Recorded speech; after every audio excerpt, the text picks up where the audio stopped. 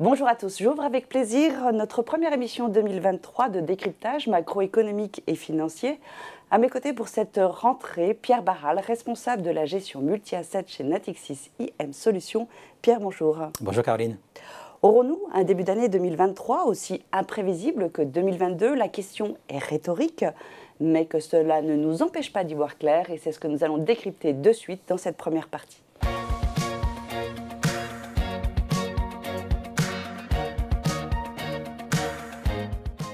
Pierre, je souhaiterais que l'on revienne en quelques phrases sur un bilan rapide, une photographie de ce début d'année. Est-ce qu'on peut revenir sur les grandes composantes macroéconomiques du contexte actuel? Oui, bien sûr. Alors, les grandes composantes, on les connaît aujourd'hui.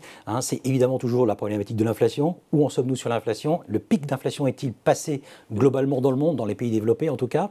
On peut répondre aujourd'hui que oui, le pic a été passé. Nous sommes sur le pic même sur certains pays, mais sur d'autres, il a été dépassé, notamment aux États-Unis. Donc, on a des inflations qui sont en train de baisser. Donc, c'est ce que les marchés attendaient depuis un moment pour pouvoir reprendre espoir dans la reprise de risque et dans les reprises de position, notamment sur les marchés d'actions.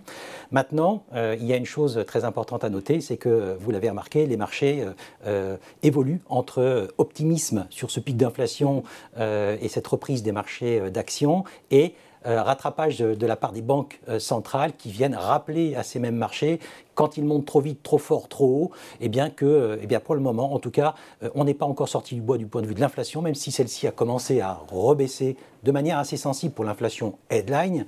En général, les inflations corps n'ont pas suffisamment encore baissé, les niveaux sont encore trop élevés, et donc les banques centrales doivent continuer à resserrer leur politique monétaire. Et là, les marchés sont ramenés à la dure réalité de ces resserrements monétaires et généralement se retournent dans l'autre sens. Donc on a ce pattern depuis quelques mois qui fait vivre les marchés financiers. Donc ça veut dire que la politique de resserrement monétaire n'est pas terminée pour les banques centrales. On est toujours sur les échéances qu'on a déjà évoquées, sur la fin du trimestre, pour la Fed en tous les cas? Oui, absolument. Donc la Fed a évidemment de l'avance sur sa politique de resserrement monétaire. On l'a dit déjà depuis de nombreuses fois. Elle a démarré avant tout le monde cette politique de resserrement. Elle a été également très brutale dans sa vitesse de remontée des taux. Donc elle est proche de la fin, en principe, de ce resserrement monétaire. Encore une centaine de points de base de remontée et qui pourrait nous porter jusqu'à la fin du mois de mars ou au mois d'avril. Ensuite, en revanche, en Europe, on a évidemment ce décalage qui s'est marqué depuis le départ d'ailleurs avec la BCE qui a démarré plus tard son programme de resserrement monétaire et donc la BCE devra attendre plus loin et plus haut avant de s'arrêter de remonter ses taux, ce qui explique le décalage en ce moment que nous vivons entre les deux zones de ce point de vue-là. Donc là, c'était pour l'aspect macroéconomique. On a vu qu'il y avait une espèce de bras de fer entre les marchés financiers et les banques centrales. Je souhaiterais également que l'on revienne aujourd'hui sur la courbe des taux. Oui. La courbe des taux s'est inversée. Oui, alors l'aspect macroéconomique, en effet, aujourd'hui, il est de plus en plus clair, c'est-à-dire que le but recherché de ces resserrements monétaires des banques centrales, c'est de ralentir la croissance, on le dit depuis longtemps, et c'est en train de se produire. Donc nous allons avoir dans les mois et les semestres et les trimestres qui viennent, en tout cas, des ralentissements de croissance. 2023 affichera des niveaux de croissance mondiale beaucoup plus faibles que 2022. On n'a pas de locomotive en plus. Cette année et il n'y a pas de locomotive, ça c'est une des particularités en effet de 2023, c'est que cette croissance sera relativement égale dans l'ensemble des pays, qu'il s'agisse des pays développés ou des pays plus émergents, ou notamment également des pays comme la Chine, qui généralement est une locomotive pour l'économie mondiale. Ce ne sera probablement pas le cas cette année. Du coup, cette anticipation de ralentissement de la croissance se voit aujourd'hui dans la courbe des taux, qui est obligée de s'ajuster en fait à ce phénomène, c'est-à-dire que nous avons d'un côté des taux courts qui vont continuer à anticiper que les banques centrales continuent à monter les taux, donc des taux courts qui ne peuvent pas baisser, voire qui continuent à monter, et des taux plus longs, sur les échéances 10, 15, 20, 30 ans, qui eux anticipent que très vite, dans l'année qui vient, dans les années qui viennent, on aura probablement, et même très certainement, un ralentissement de la croissance qui nécessitera donc des taux probablement plus faibles, notamment de la part des banques centrales d'une part, mais avec une inflation plus faible également, et donc des courbes qui s'inversent et des taux longs qui passent et qui sont déjà, de manière très sensible d'ailleurs, aux États-Unis, un peu moins sensibles, mais quand même sur des niveaux importants, très inférieurs sur le long que sur le court. Donc la situation s'inscrit vraiment dans la continuité de cette fin d'année. Nous allons voir de suite s'il en est de même pour les allocations de portefeuille dans notre deuxième partie.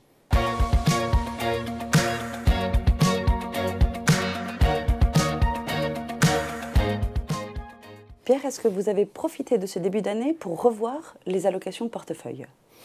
Alors concrètement, on reste relativement prudent malgré tout, notamment sur les actions, on reste également prudent sur les taux. Donc nous, on a une ligne stratégique qui n'a pas bougé pour le moment, c'est-à-dire que nous ne pensons pas que les taux soient complètement arrivés à la fin de leur mouvement de hausse. En revanche, la volatilité est tellement forte sur ces marchés que nous ne nous interdisons pas évidemment de faire énormément de mouvements à l'intérieur de cette grande tendance haussière taux. Je rappelle quand même qu'il y a quelques jours, c'est-à-dire le dernier jour de l'année 2022 au 30 décembre, les taux allemands, par exemple, en Europe, étaient sur leur plus haut historique. Donc on a terminé l'année sur des plus hauts historiques. Donc pour l'instant, on n'est pas encore, selon nous, dans le mouvement qui peut permettre de penser qu'on a touché les plus hauts et qu'ils n'iront pas plus haut que ça, je pense même l'inverse. En revanche, il y a des périodes très importantes de baisse de taux après de fortes hausses, une volatilité très importante dont on essaye de profiter dans les portefeuilles. Donc du point de vue juste de l'orientation et du positionnement des portefeuilles, nous restons prudents et couverts sur cette remontée de taux, même si on ne s'interdit pas de faire des opérations. Donc toujours dessus. un petit peu sous-pondéré sur... Donc sous-pondéré sur les obligations, sur les classes obligataires. Mm-hmm. Le marché du crédit commence à retrouver un petit peu d'intérêt et ça c'est quelque chose qu'on commence à regarder avec intérêt, même si là aussi on est confronté cette fois-ci à la volatilité des actions qui, même si elle est plus faible que sur les taux, eh bien, reste quand même relativement forte avec des mouvements très erratiques sur les actions et on a en ce moment, on note notamment des comportements extrêmement importants comme par exemple la surperformance de la zone euro par rapport à la zone États-Unis. On a depuis quelques semaines, quelques mois, une très forte surperformance de la zone Europe par rapport à la zone américaine. Est-ce que le marché action sera un petit peu meilleur?